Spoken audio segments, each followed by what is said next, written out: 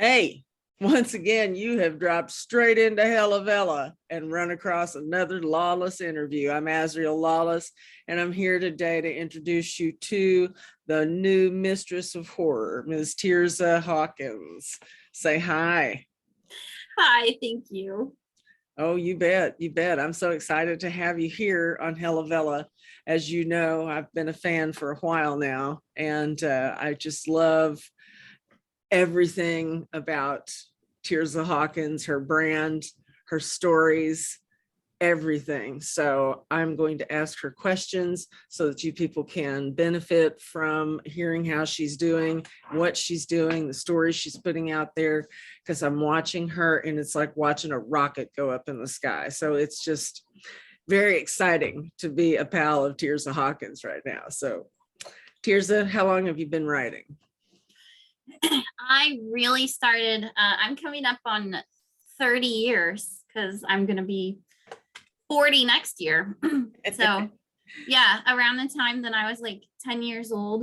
The first story that I really wrote was after reading The Hobbit. I decided I was going to write my own story about little people. And his name was McGeek and his dad's name was Sageek, and they were called McGee's, and like it was just, you know, your cheesy little kid stuff. How cute. So started at 10 years old, and I know that a lot of people, it's like, oh yeah, you started right when you were 10 years old, but Spider Sight, which is one of my favorites of her villas out there, I believe you wrote that when you were what, 12, 13, somewhere in that neighborhood? Yeah, I was about 12 when I wrote Spider Sight, which actually Spider Sight is now on ebook and paperback. Fantastic. We'll have links to everything hers in the description for this video. So don't miss out looking at those. I was 12 years old and I just wrote this little 5-page short story. I think it's on a legal pad. I need to find those papers because I think I'm going to have screenshots of those be bonus material in my newsletter. If you want to read the original handwritten Spider Sight, I just have to find it in my box of writings. That's fantastic. So my best friend Brittany and my sister read it and they both loved it. My sister Shiloh said, she's like, you have to write some more of that. Like that was so good. I want some more of it. And then I gave it to my older brother, the one that introduced me to Stephen King about that age when I was 12. And he read it. He was like, yeah, it's good, but you can do better. And so it was like this it was very gentle, loving, like he's a really wonderful big brother. And I was like, okay, well, that means that I should keep writing. And Spider Sight sat there as just that 5-page handwritten short story until 2016 for NaNoWriMo, I rewrote it as a full-length novel. And it just flowed. I'd never had a story like just pour out and create itself like that before.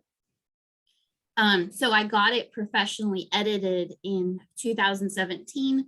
I got the edits back and I found the editor. She's a published author that my older sister knew.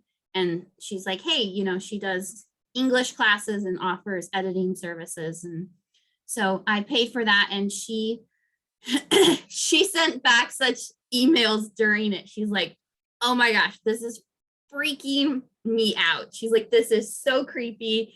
And one email she sent me, all it said, and she spelled out the whole word, but I'm going to say, she said, F Fred, that's all. Oh my God. So I knew I was spider, you guys. I can tell you that much. You'll learn that in I think episode 1. But Fred's the spider. So F Fred, you'll be saying F Fred before you're out of this one too. I got to tell you. But I love it. I love the effect of you co-writing with your younger self. I think that alchemizes into something very magical. Yeah, a lot of my stories are like that because actually the silly little little people story has now, it's actually morphed into the beginning of another story I'm writing that's my sci-fi fantasy one. And so it's like all of that old original material just has gotten to grow up with me and be transform and become something new. And I think that is so exciting. So let's start with, okay, so you've been writing since basically you could hold a pen. And now I want to know how did you find Kindle Vella? And when did you start writing for Kindle Vella? I heard about Kindle Vella in October, and I want to say it was through the Facebook group Wide for the Win. It was one of those writing groups that I was in. They were talking about serialized fiction, and I was working my plan for 2021's NaNoWriMo. I had a couple of chapters of Dark written, and I was like, hey, this will be a great push to get more of Dark written. It was my husband's favorite story that I had written ever. He's like, when are you going to write more of that? At that point in time, we didn't even have the name Dark. We just called it the airplane story. The airplane story. Oh my God, I love it. I love it. It's just the airplane story. And I think that's what I call it in my mind. I do. I think so. And so I was like, okay, so for NaNoWriMo, like, why not just put this up on this new serial platform and I can get some feedback as I write it. So yeah, November 2021 is when I started publishing on Vella. Huh? Yeah.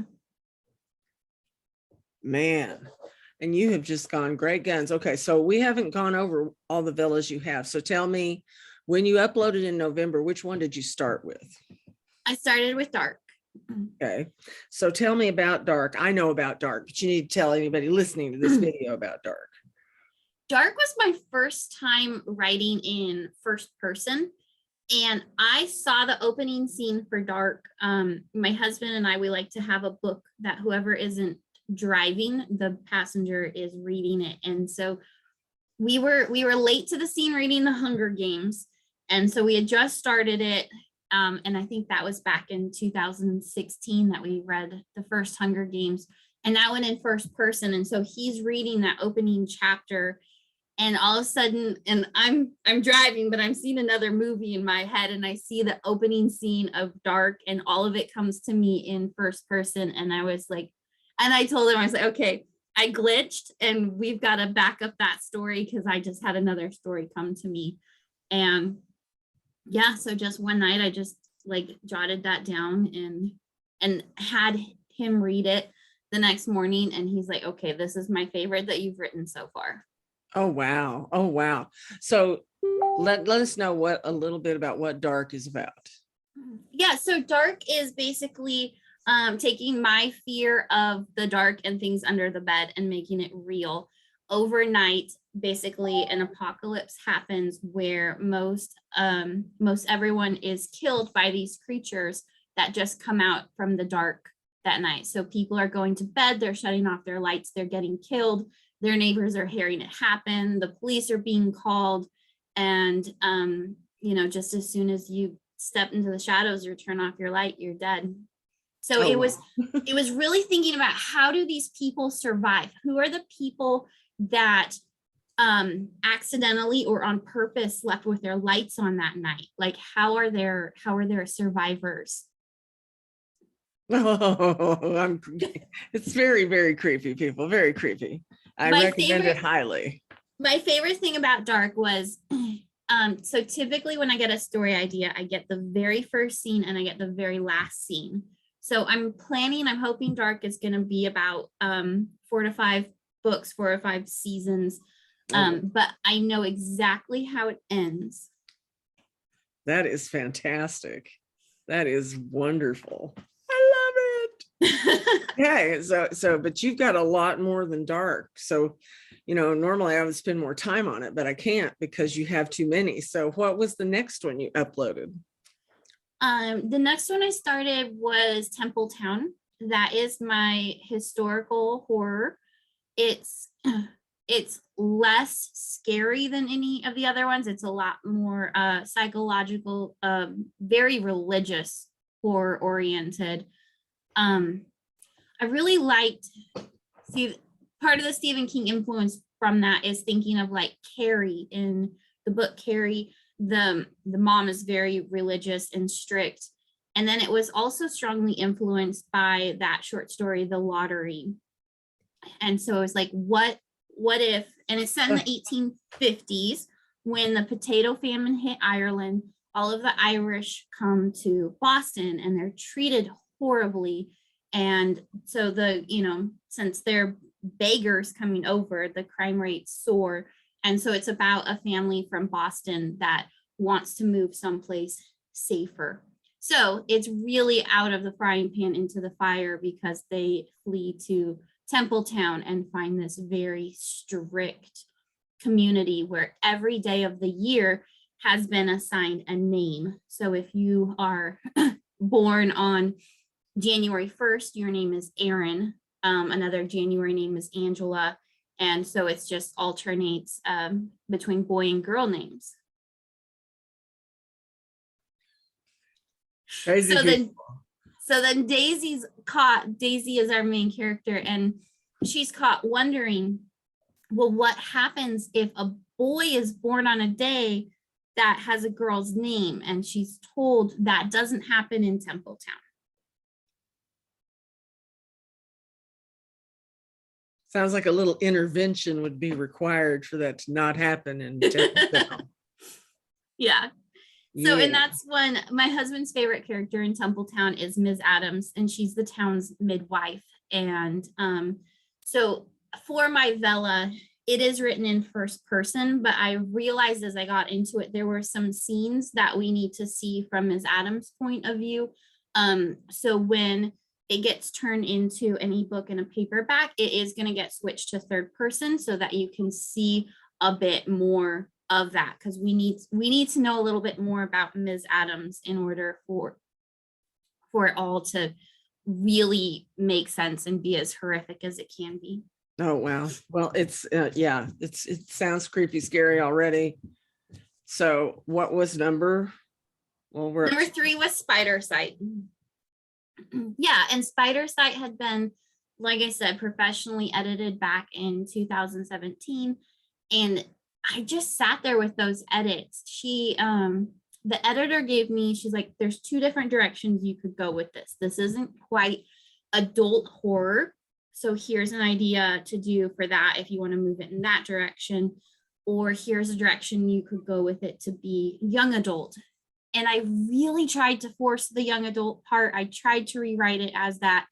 And it just, the characters weren't there to make it young adult. And so then I decided to rewrite it as more adult horror. And part of that was having more scenes from Fred's point of view. So thinking of like the dog in Cujo, where you get, some of that insight. And then having the father-daughter relationship would go back to like Stephen King's Firestarter, how it's just, right. The father-daughter and the main character being the daughter. It's like, okay, how do you make an adult horror book from a 5-year-old's point of view? Well, you did it. I don't think I could do it, but you did it. And I love it. Spider Sight is outstanding. And I can't wait to get my copy, my physical copy of the book, and my bookmark. And I will have the books on Saturday. I think that's April 2nd. The bookmarks I've been sitting here with. I did get a little silver pen so that I can sign bookmarks as well. That'll be coming. And then there's just the plug for Dark is on the backside. Oh, that's great. That's wonderful. Oh my goodness. Swag. See what I want to tell you. Swag. Yeah. So, okay. So we got Spider Sight, and I know we got more. Yeah, so his game was the next one that I wrote. I wanted to write something, having been reading on other people's Kindle Velas, I found some that were like super fast paced because they were just like 800 or 900 words an episode. And I was like, this really sucks me in. Like, I feel like when I hit an episode that is more than like 30 tokens, so I know it's like, okay, this is a big 3,000 word episode. If it's not my favorite story, it's like hitting a brick wall, and I'll be like, oh, I'll come back to that later, which we all know how often later happens. Yeah. So it was like I was getting sucked in by these really short, snappy Right. chapters. And so it's like, so his game was purposefully written that way. Um, and I also wanted to see, it was like, okay, I know I can do first person well, but it's not everyone's favorites. So can I now translate that back into what I've learned from doing first person well back into third person? So his game is written in third person. I also wanted to tell you right off the bat in the story, I wanted you to know that Sandra is running from the guy that kidnapped her, and she also fell in love with him. And so, how do I tell you the entire gist of the book and make you want to keep reading, knowing that Sandra just found out that the guy she fell in love with is the one that kidnapped her, tortured her, and then nursed her back to health? And I'm getting feedback from people that they're falling in love with Luke, even though they know the horrible things he did. Yeah,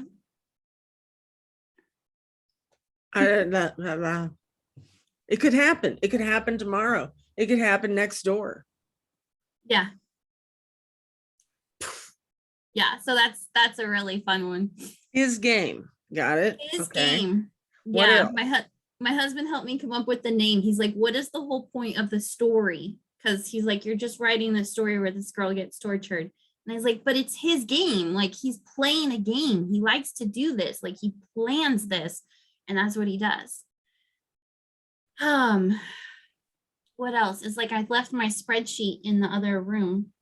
Um, I have the Monarch's Daughter. So that one that's the one that's been morphed from a long time ago. I've been writing that one for almost 30 years now. And it's really Lord of the Rings meets Star Wars, meets epic love story. Wow. And it spans 4,000 years. So we start with my alter ego, Flynn. That's my gamer name too. So if you see me on World of Warcraft, I'm always cool. Flynn. I've been Flynn for 17 years on World of Warcraft. Wow. And so she's the main character. And it opens with her watching. So she's part elf. They're these tainted elves. So way back in the very beginning, which we'll find out in a further season, is there's this sorcerer that takes elves and he combines them with this giant cat, this Night Stalker. And so she has big eyes like a cat, and they glow. They're this made out of the same thing that cats are, and she's got elven ears, and a lot of the all the physical properties of the cat and elves and heightened senses. So it opens with her watching her father, who should be immortal. He's 4,000 years old. He should be immortal, and he is cut down by this human. And so she runs over when her father is falling to his death, and the human had been told to not leave any witnesses. So he goes to touch her, to grab a hold of her, to kill her, and they become mind linked. And so then from his point of view, seeing and experiencing what she's seen and experiencing, he can't bring himself to do it and walks away. But the two of them are now mind linked together, and humans and Kalia are not supposed to intermingle. Oh, well, this sounds epic. How many episodes of this are there? So I have about 13 of them up on Vela right now, but the Flynn's entire first book is written. I have there will be a book that will start 4,000 years prior, when her uncle and her father are youngins, they're teenagers. Wow. Yeah, and so I mean, there's close to 200,000 words written in this universe already that are just going through final edits and being put up as quickly as I can. That's a lot. And okay, so we've got the Monarch's Daughter that we've definitely got to take a gander at. We've got His Game, Spider Sight, Temple Town, Dark. There's another one, isn't there? There is, it's under my pen name because it's a little bit taboo. Remember? It's called Obedience, and it's about a succubus. So a little bit of sections, huh? I was commissioned to write this on Fiverr. I have a gig on Fiverr where you can pitch me a story idea and I will write a short story for you. And this one I went way, I was like, I told the person, I was like, okay, so I want to take what you did and I have so many ideas for progressing it that I'm going to give you back your money. I have publishing rights and you'll get a copy of the story. And they were more than excited to agree to that. So the original idea for it was not mine, but I was pitched to write a story about a demon that comes back in the form of the main character who had to be named John, his mother. And so, yeah, it's supposed to be really taboo, but it's fun. Cool. What's it called? It's called Obedience. Oh, that's right. Yeah. I thought it was a BDSM work. Oh, no. Well, there are some elements to that. Yes. That's what I thought you were talking about when you meant taboo. Yeah. So you got a demon mother? It's a succubus mother. Okay. Well, that one we have to check out as well. Now, is that it? That is it. That is published. I have 2 nonfiction ones. One of them is helping authors learn how to take their Velas and publish them wide when they're finished with them. Because I actually started my writing career in January of 2020 with nonfiction. I wrote several natural health books. I wrote some devotionals. I wrote some natural health workbooks and spent 2 years trying to publish. So I published 10 books in 2020 that were all nonfiction. And then I was trying to promote and advertise them until I learned that you basically don't make money off nonfiction, does not pay the bills. But everything that I had learned for advertising and publishing the nonfictions works way better on the fiction side of things. And so I have 2 years of studying publishing that is now being translated to the fiction side of things and is going really well. So I thought I would take that and help people that, were thinking about publishing their Velas as ebooks or paper books afterwards. Right. And I love the fact that Vela allows you to do that.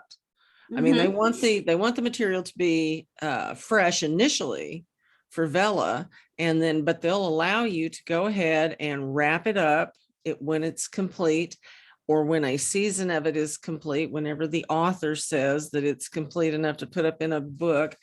All they got to do is leave it alone for 30 days, right? Change nothing, touch nothing. Yeah. And then you will be allowed to go ahead and wrap up that content and make it a book in the regular Kindle store.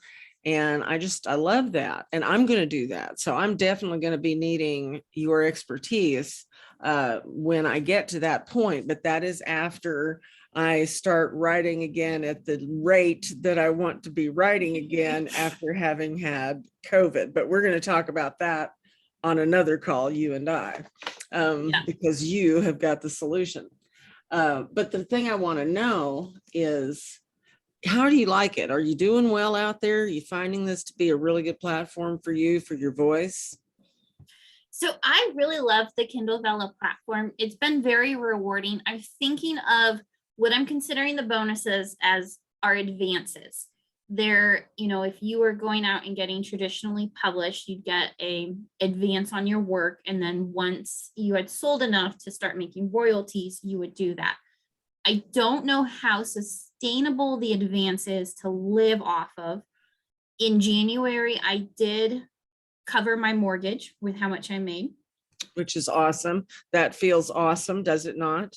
It was incredible. It was incredible. And my husband and I, we have a tradition. Anytime that the bonus announcements are made, or anytime that I complete or publish a new paperback, I get to have a bottle of champagne. So Nice. Nice. yeah, so that was a very special bottle of champagne. And then in February, I did a little less from not feeling well, and it was a shorter month. So I was $100 short of our mortgage, which was still like really great. Right. Right. So, but I don't know how sustainable that is. And that's where I'm really excited to get some of the ebooks and paperbacks up, because I think that while the bonus money is like super exciting, and us authors are sitting there from the 15th to whenever they announce it, like refresh. Have they dropped? Let me go see on Facebook if somebody else knows if they've dropped yet. And like, we go nuts for it. And I was really good this time until the last 2 days, because I was like, it's got to be any day now. I knew it wasn't going to be on the 15th. It's got to be any day. Yeah, But right. And what we're talking about, for anybody who's not seen or experienced this, is that as a writer on Kindle Vella, you will enjoy getting bonuses from Amazon, who is really trying to build their content catalog. And each month they declare an amount that is a bonus pool.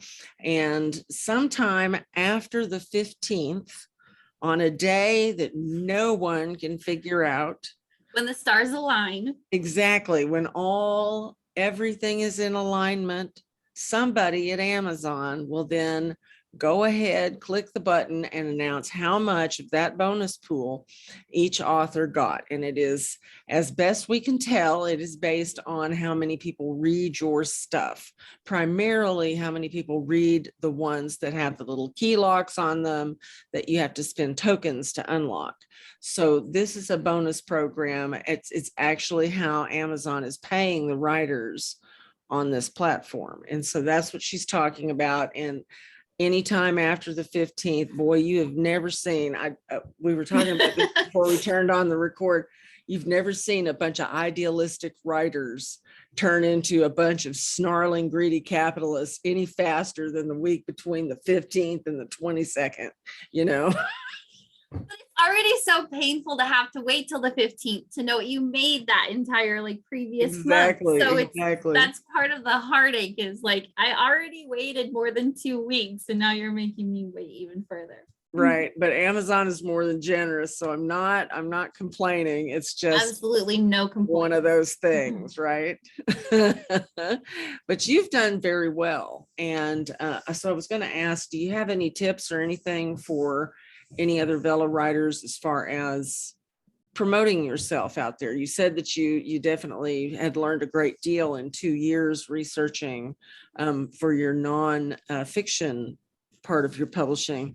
Is there anything you can share with us that would be good for Vella writers to do? I know I myself am struggling for exposure. So there's multiple things. So it's difficult because Vella is so much different than advertising an ebook or a paperback. So what I have done, my strategies is I've been very active in the Vella community on Facebook, and I try to read other people's works. Because when you just don't be a taker, you got to get in there and give. And so when you give, then other people are more than willing to give back. So that's been helpful. I like to, since I'm an author and this is my business, I'm active on the local community pages in my area. So I live east of Salem in the Almsville-Staten area. And so I get onto the local community connections and I let people know that I am a published author. And I ask them, hey, if you're interested in the stories, will you please read? This is how it works. You get 200 free tokens after you try out the first 3. So I've actually picked up new readers, and I've brought new readers to Vella that way. oh wow. I'm really working on the social media aspect. I'm not sure how much traction I've gotten from that yet, but it's still, from what I've heard from other people, it's worthwhile. So I'll make a video for TikTok. Then there's a website you can upload. You get the link from your TikTok video once you've posted it on there, and try to be consistent. There's a lot of people that are trying to be fun or share tips for authors, but my whole goal is just to reach readers. So if you're not a book person and you're not interested in a story, you're not going to be checking out my TikToks. I'm not doing anything funny on there. I'm seriously like, here's my story. Do you want to read it or not? Right. And so I'm very focused on my TikTok videos, and then you can copy that link to your video, upload it. Oh, the other TikTok tip I heard was to be consistent with the hashtags you're using so that TikTok can know who to put it through. So I'm using a lot of the Kindle Vella hashtags because I want those to grow. Kindle Vella Rex, Kindle Vella Stories. And then you take your link. There's a website called Snaptick, and you can put your link there.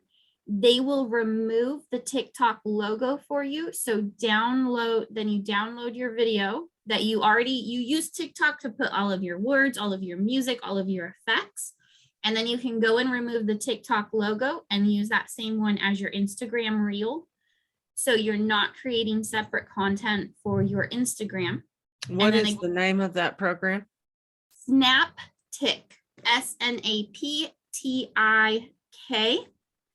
And it's just a website. Like I have it open on my browser all the time. Snaptick.com. .app. I was looking that up. .app. Gotcha. Very cool. That's a great tip. So then, my TikTok videos get on average 100 views, but then I use that same one on Instagram Reels and on Facebook Reels, and slightly different hashtags, but I still use all of the Kindle Vella ones because I'm trying to get that following for the Kindle Vella. And yeah, so then you'll get, several hundred. I get anywhere from 300 to 700 views, 300 to 700 on Facebook and Instagram. So just being consistent and letting people know. And then my other plan for marketing is, since I already had enough episodes of Dark published, so using another book that you have published as an ebook and a paperback, because it's much easier to advertise ebooks. So if you can create another story that you won't have on Vella, that you can have as your lead magnet, and you post it on all of the major retailers for free. So like on Amazon and Barnes and Noble, Smashwords is now with Draft to Digital, so you only have to do Draft to Digital as far as they know, or that's coming over. Kobo, Google Play, and just having something that points those people to either your newsletter. I actually have a QR code that I created that I put that in the back of all of my ebooks now. This leads to my author tag on Kindle Vella. Awesome. So when people scan that in the back of their ebook, so just something that you can give away for free to get people into your newsletter, into your world, following you, is how you're going to get them to think about following you on Vella, because it's difficult to get people directly to Vella. Mm-hmm. Well, that's great. That is great. So I got two things from that. I got Snaptick app. And also, once you have bundled it into a completed book, to put it out on not just Amazon, but Barnes and Noble, Google Play. And did you say Kobo? Kobo, Kobo, is another book retailer. Yeah. So if you're taking your Kindle Vella and publishing it, so like once you complete the first season of something, publishing that as an ebook. Now you can't give that away because anything that was on Vella you can't give away. So that's why I do have a free short story book that is only available as an ebook. It's called Hide from the Light, and it's just a 5,000 word short story. And so I can give that away on all of the sites, but then behind that is my paid book. That's season 1 of a Kindle Vella. Oh, that's awesome. Okay. And see, so there are 2 solid tips. Okay. So the next thing I want to ask you is if you were the top executive at Kindle Vella, and anything you said, baby, that goes from Jeff Bezos's ear to Tirzah. That's the way it works. What, if anything, would you change about the Vella we are currently experiencing? Pick 2 or less. 3 and above turns into a bitching session. It's true. Dang it, I wasn't prepared for this question. I watched all your other interviews to prepare for the other ones, and I didn't. I'm so bad at things off the top of my head, because there was something about just categorizing it differently. Yeah, there's something about the categories that I would do different, but also just being able to run some Amazon ads to it. I really think that the platform in its beta stage is coming along really well. And so I don't have a lot that I would change about it, because I do appreciate Amazon taking it slow, getting the quirks worked out. You know, they're trying to figure out how to keep scammers off the platform. If you open it really huge and wide, you know, you've got that potential. So I feel like they're doing a really good job of locking it down and making it as easy as they can for us in the beginning. I believe that too. And that's something we don't touch on much in these videos, but for those who don't know, there are people who will scam virtually anything they can. Like any new platform opens up, somebody is going to be trying to figure out how to make the dirty buck off of it.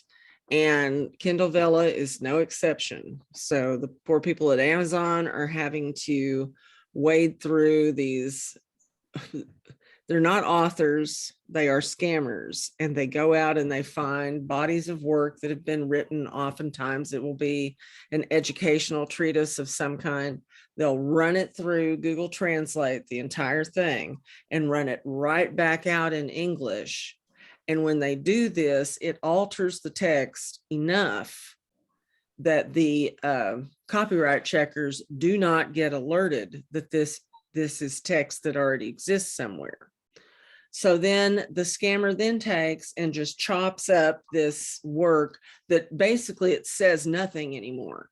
It makes no sense. It says nothing and makes absolutely no sense. They're just looking at, okay, this is 800 words. Let's chop it off here. That's episode 1. Here's another episode 2. They stick them up there and they get them up there just like we writers who are actually writing and sweating blood to get these words out for you. These idiots are just putting up this word salad, and they'll go out and just get some, stock image. It doesn't matter, because they are not struggling to be seen by legitimate readers. They will simply then turn over their link to a bot farm where they will have thousands of likes generated by these fake people, fake profiles, and they're trying to get the bonus money that has been allocated for people who actually write stories out there. So these are the blowholes we are talking about right here. And Amazon does a pretty good job of getting them down once they find out who they are. But this process, the upload process, I cannot believe that a human being reads every episode with some of the stuff I've seen go up. What do you think, Tirzah? I know, and you get to it and you're like, how does this have 50 likes? Who is liking this? Because it doesn't make sense. And I always wonder too, like, okay, how many languages? Because if they took it from like Russian to German to Spanish to Japanese to English, like that would be some real nonsense. And you see this wall of text in which even if there is something being said, there's no quotation marks for it. There's no line breaks. There's nothing. It's just this whole wall. And I'm like, is there a story? What is even like? And that's how it's done. And it's sickening. It's disgusting. Because there are legitimate writers out there like Tirzah, like myself, like so many others you've seen here on the channel, who are really, really working hard to bring you quality content. And then there's garbage out there like that. But they are good at finding it, and they are good at taking it down once it's been reported to them. It's just they have to watch out for it. And it's really sad that they do, but they do. So I know the other question that Tirzah got herself all jacked up for. So we're going to go ahead and ask it now. I know you read a bunch of Vellas out there, Tirzah Hawkins. So will you give us some of your favorites as a shout out so that I can put the links down under yours in the description of this video? I have to give a shout out to like one of my first favorites that I started following. By LJ Vitanza. It's called Dirus, Dirus, and it is a total creature horror about these monster wolves. And oh my gosh, there's this one scene where the wolves are prowling around. So she's got viewpoints from not only the wolves, but like the people that are there. So it does have that, like the scene from the creatures. And so she's got these wolves prowling around, smelling the people that are in this tent, and also somebody sleeping from a hammock. And I was like, I am so glad that my husband and I just bought a trailer. I am never sleeping in a tent again in my life. These things are not safe. So giant wolves afoot. Yes, so that was one of my very first favorite Vellas that I found way back, probably beginning of December or end of November. I was in love with Dirus from the beginning. Has it been completed? Do you know? She has a plan for it and a word count goal. I think it's about 20,000 words away from completion. Wow. And I've read some of this, and it's good. It's just very, very convincing. And like Tirzah says, there won't be any more tents in your future after Dirus. You will be buying a trailer to travel. Yes, you will. You want to go out and enjoy nature, you're going to do it in an iron box. I'm telling you, that's the only way you're going. But I tried to come up with another story because I didn't want to seem that I was plugging Kel Froman just because she plugged my story. But seriously, Beechwood is gotta be one of my favorites. It's so good. It's so compelling right from the beginning. And it's such a unique idea. And her writing is amazing. It is. Kel can write her ass off. She really can. Yeah, she can. So yeah, just the whole idea of them experimenting on the babies to supercharge their brains essentially, and then the scientists controlling that all along the way of keeping them drugged so that their powers don't get too intense and take over the world like they could. And yeah, so I'm really excited to see where she's going to go with that. Yeah, me too. That's actually one that I'm following as well. So, so is that it? That's the two you've got for us there? Well, you had said to limit it to two in your interview. No. I meant limited to two about what you would improve about Kindle Vella. Styx is a huge favorite of mine. By Brianna Leslie.